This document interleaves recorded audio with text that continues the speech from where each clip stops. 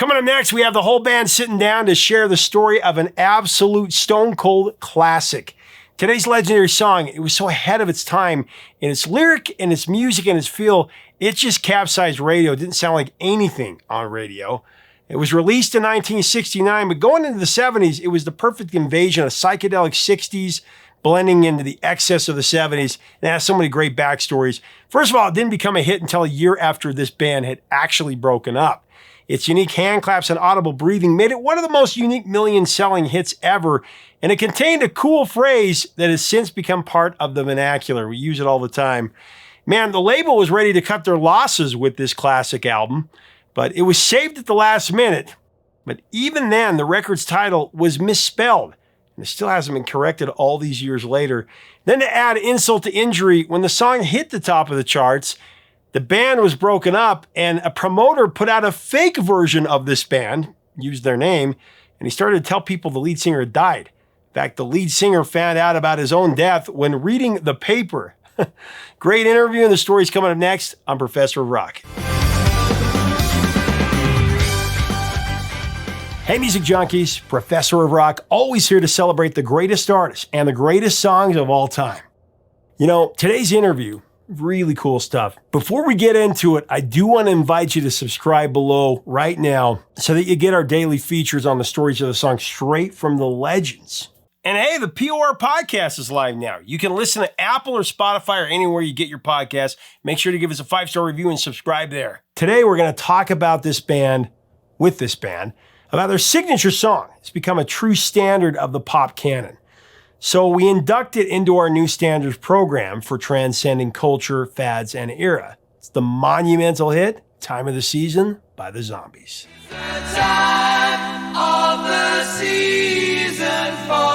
As I said in the intro, when the Zombies released this legendary album that the song came from, 1968's Odyssey and Oracle, I mean, an album that's considered a masterpiece now, but back then, it almost wasn't released by Columbia Records, who had little faith in it. It took record man and producer Al Cooper of Blood, Sweat, and Tears fame to convince then-label head Clive Davis to actually take a chance on it. And then when the single Time of the Season started making its way to the top of the charts, the band was no longer together. They had broken up. In fact, tensions had run high during the recording of this song between lead singer Colin Blunstone and the song's writer Rod Argent, when Rod wanted Colin to sing a certain lyric. Apparently there was quite the heated discussion when Colin was singing about peace and love. Pretty funny. And then the song and record was released, and they actually misspelled the album's title, Odyssey and Oracle. For years they said that they actually did it on purpose, but finally a few years ago the band admitted it was just a mistake and they let it stand. It's never been corrected. This makes for a great story. The final straw for this topsy-turvy story of this song is that it sold 1 million copies in America, and it was a hit all over the world. But in their native country, in the UK, the song was released 3 different times, and it was never a hit. And finally, after this song became a surprise hit in America a full year after the band had broken up, a greedy promoter in Michigan put together a fake version of the group, the Zombies. He sent them out on tour to take advantage of this hit, being played on radio all over. And since no singer could really imitate the great Colin Blunstone, the promoter told the press and everybody else that Blunstone had died. But the band had agreed to go on without him. The real Blunstone was surprised to learn of his own death while reading a newspaper. Now, he laughed it off, and he ended up keeping the clipping explaining his death as a keepsake. In the upcoming interview, the band breaks down this song, its iconic phrase, "Who's your daddy?" Who's your daddy? Who's your daddy? They also break down the hip, cool breathing / hand clap vocal. Let's get into this interview. It's always a treat. Here are the Zombies. Well, let's talk about the hauntingly cool, psychedelic standard of the Universal Songbook, Time of the Season.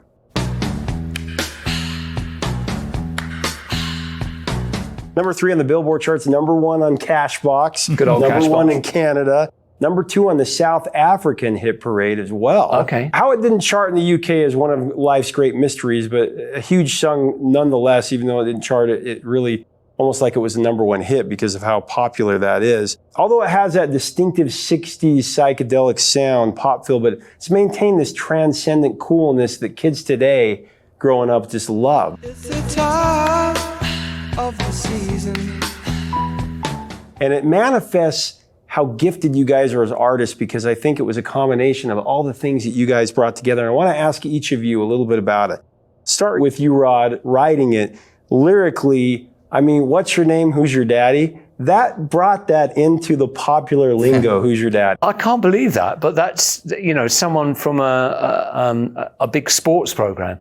There was a Super Bowl on or something, and they said, we're playing it tonight, They said, because we've looked back, and the first time we can hear that Who's Your Daddy has ever been used, was in Time the Season. Who's your daddy? Who's your daddy? Is he rich like me? So, it's the first time I heard somebody say that. But really, that song, it was the last song to be written on Odyssey and Oracle. And Chris and I were sharing a flat. I quite believe that Chris can't remember this, but I remember having written that last song and playing it to him and saying, I think this could be a hit. And no one else seemed to sort of share that feeling at the time. But I like the simplicity of it. I just like the whole feeling of it. I like the fact that it introduced some left field improvisation on it.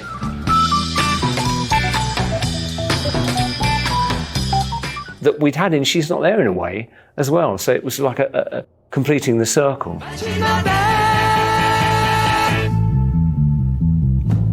But I have to say also, when we recorded it, Jeff Emerick, that was one of the tracks on the album that Jeff Emerick recorded.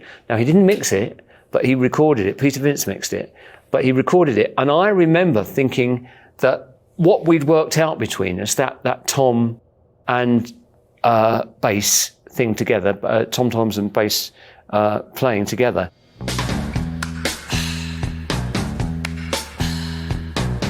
He got a sound that was so moody out of that. And I remember at that moment, before it was mixed or anything, thinking, this sounds great. This sounds really special. And I think that Jeff's influence on that, which was very quick, it was recorded very quickly, I think that was very important. What's your name? Who's your daddy? Who's your daddy? But the Who's Your Daddy thing really came from when I was writing the lyric. One of our favourite songs has always been Gershwin's Summertime.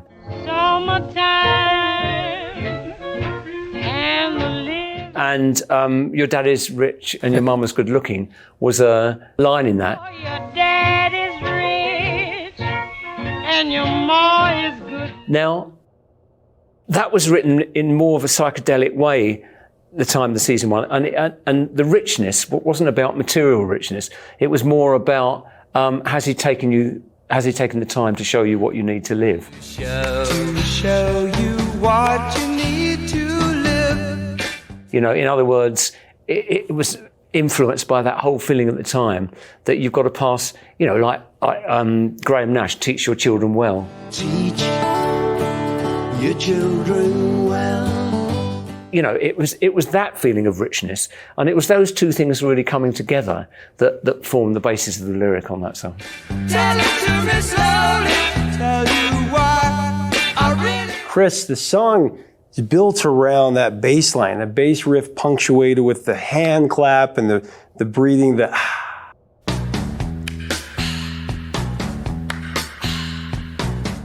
Whose idea was that? Rod's. Tell me about It's his song. It's Rod's idea. But the best bit is that Hugh and I play it ourselves. We're the only people starting the song off on the stage. Oh yeah, it's just the two of you, isn't it? It's just the two of us. Rhythm section, Best rhythm section in the world. I always say that. Once again, that drum pattern was created mostly, I would say, 75% by Rod and myself, and we just said, should we try this, do that, and put it with the bass guitar, and suddenly it was there. And the kit was recorded in exactly the same spot as Ringo's kit was recorded in that same studio, with the drum head off and exactly the same miking as he'd done with Ringo. So for me. Oh, was it? And yeah, and the same kit. Same kit. Yeah, same kit. Wow. My own kit, but it was. All right, yeah. I was influenced by Ringo, as you know, and bought exactly the same kit as he had. Thought, if it's good enough for Ringo, it's good enough for me. And then, of course, the part where it's the time of the season originally had the full backing with it, but we pulled it out. We did, didn't we? Yeah, that's right. And that was a very quick idea on the mix. That's not mix. Why don't we do this? Okay, that's mixed. And onwards, yeah, true. Gosh, well, these elements, I mean, they add these sonic textures that really put that song in a league of its own. But most songs at that time were hitting you over the head with the chorus, right? Hitting you hard with the chorus. And your chorus, it's the time of the season for loving, 8 seconds long. You say it 3 times, so that's 24 seconds of the song.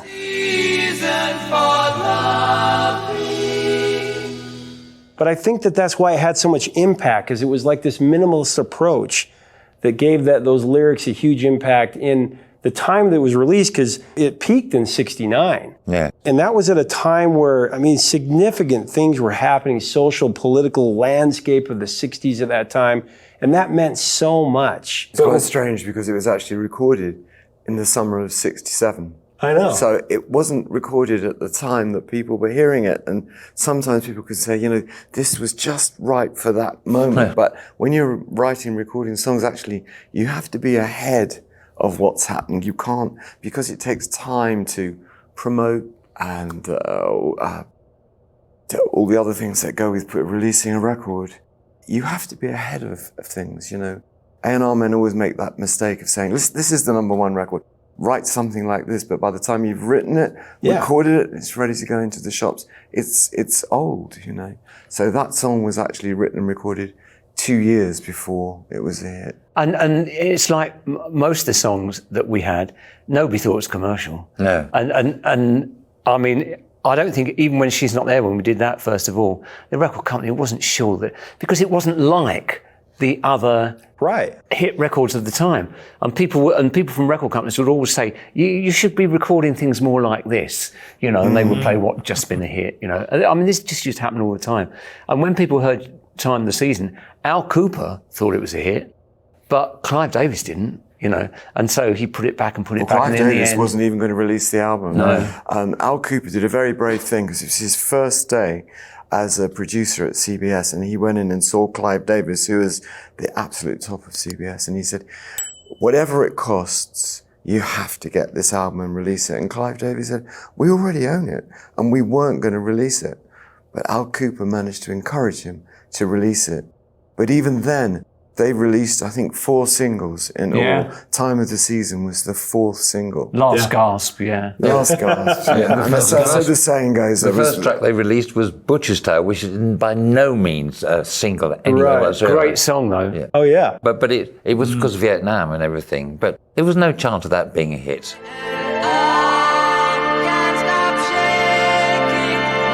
Well, I want to talk about the vocal. Before we jump into that, though, I do want to just put a bow on this.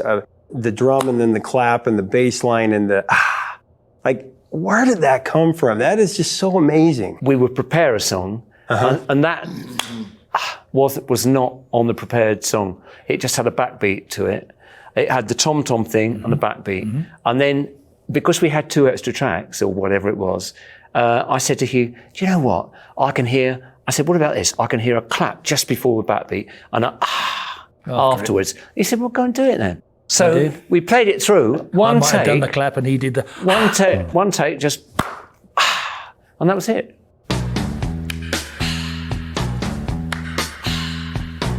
And it was improvisation. It was just a spur of the moment thing. Wow. Well, that vocal, I mean, it's like the sexy, mysterious vocal, your approach to that, because I read that you and Rod had a little spat because of the line, right? And tell me about that and your approach to that, because that vocal is just so haunting. Well, generally speaking, with the Odyssey and Oracle, because we had such a small recording budget, we rehearsed really extensively at every track, except for Time of the Season, because it was the last thing that was written, and it was finished in the morning before we went into the studio in the afternoon. Yeah. So to be honest, I didn't know the song that well when we got there in the afternoon. We were in Studio 3, Rod was in the control room with all the guys, and I wasn't getting the phrasing quite right. And Rod, bless him, was encouraging me and trying. he was being an irritated bugger. He was trying to explain the phrasing. And I remember that in front of me, I had a big clock with a red light was on. We're recording. I knew that money was running out. And I'd got this bloody clock right in front of me. And he kept saying, Colin, no, it's not that. You've got to push that. And you've got to be on the beat here. And it got to the point, everything got a bit tense. And so I'm shouting down the microphone to him, if you're so bloody clever, you get in here and you bloody sing it. And he said to me, you're the bloody lead singer. You stay there till you get it, you stand there till you get it bloody right. And I love that feeling, because when I'm singing, it's the time of the season for loving. I want you to remember what was going on at the back. We were screaming at one another. And we weren't saying, we weren't saying bloody. We were saying another word. Yeah. So, you know, it's a very dreamy performance and dreamy lyric and everything. Show you what you need to live. Tell it to me. But there was quite a lot of grit going on in the background. Honestly, that was the nicest thing he'd ever said to me up to that point. So I didn't mind him. Well, the organ solo was just on fire.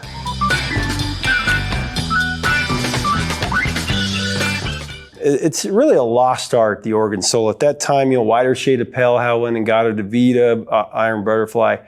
But you were just killing it on that. And was that really just improvised in the moment? Or Yeah. Tell me about that. No, it was improvised.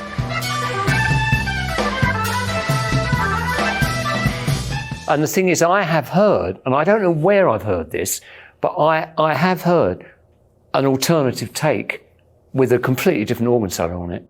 They were, and it was the same as She's Not There. They were totally improvised. And, you know, it then becomes something that you get close to. No, actually, it's still improvised. And I always extend it on stage. I always love playing Time of the Season. Yeah. And sometimes it goes on and on and on and on. But I can tell you something else. It used to kill us too. As Rod said, it killed, but it killed us lugging that perishing organ into the studio, because then it was the full Hammond organ. The full Hammond organ. And Leslie. But also, I remember, Rod, why we might have heard a different one is because we were still short on tracks. Sometimes we had different things later on the tracks. And Rod did a great solo. Then he found out there was another solo on another one. We had the end of a solo, so we switched them across. Yeah. No, true, yeah. And the background vocals on Time of the Season, just unheard of. I don't think very anybody's quick. come close. Done very quickly. Really want to know, it's the time of the season. Song has dominated pop culture. I mean, it's interpolated by many, sampled by many. Like 2009, of course, Melanie Fione, Give It To Me Right. Yeah, right? yeah. Mm-hmm. He's got my number. Eminem, the track Rhyme or Reason. Colossal braining, thoughts are entertaining, but docile and impossible to explaining. I'm also vain and probably find a way to. Yeah, see that? That was very clever, because he completely turned on its head the meaning, but with sound-alike vowels and words and everything, you know. So it's the time of the season for loving became there's no rhyme or no reason for nothing. And that was just a very clever thing, actually, I thought. I liked it. Or no reason for no. Schoolboy Q with Rolling Stone. And then Don't Look Back, Miguel.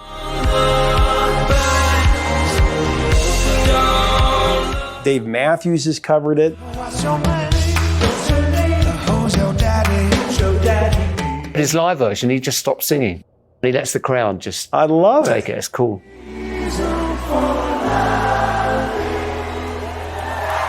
Guess Who covered it? America covered it. Insane Clown Posse covered it. Oh, really? Oh, wow. Well, there you go. And then you probably knew this, but Cantopop artist Samuel, I don't know if I'm saying his last name right, Samuel Hui, he released it as a single in Hong Kong in the 70s, and it was one of the first songs to popularize Western music. Really? To help bring that about. Absolutely. Goodness me, no, I've never heard that name.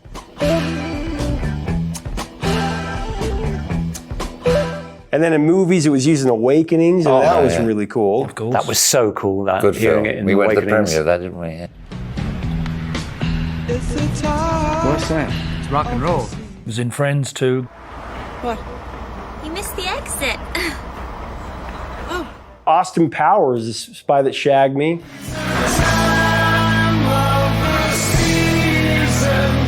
It was in All the Money in the World, The Conjuring, Riding the Bullet, Shanghai Nights, the Vietnam documentary. Friends used it twice. You're right. Yeah, Two different right. episodes they used You did. it. It's been very kind to us. Time. And talking about Odyssey and Oracle, one of my favourite series last year that I watched was The Marvellous Mrs. Maisel. Oh, Yes. gosh, yes. And at the end of the second series, I couldn't believe it because it was a very moving moment.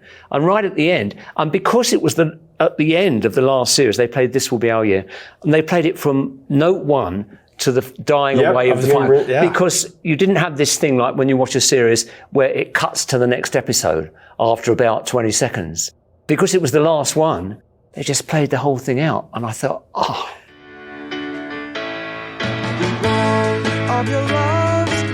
Also, it's been used in Good Girls Revolt, NCIS, Cold Case, but South Park also used it twice.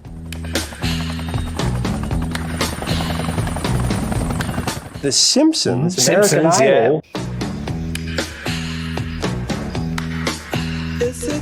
Commercials, it's been used in so many commercials.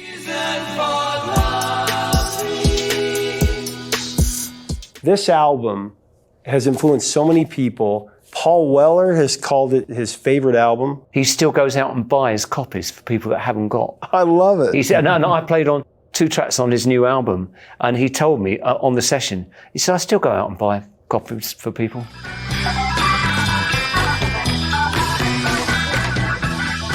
Hey, thanks so much for watching. Leave us a comment about this all-time 60s masterpiece. What are your memories of the Zombies and this laid-back, ultra-cool song? What are your thoughts on Odyssey and Oracle? It's such an amazing album. Actually, we talked track by track on the album. Let us know if you'd like to see that interview portion. And if you like our content, we do invite you to join our community by subscribing to the channel below. Until next time, 3 chords and the truth, my friends.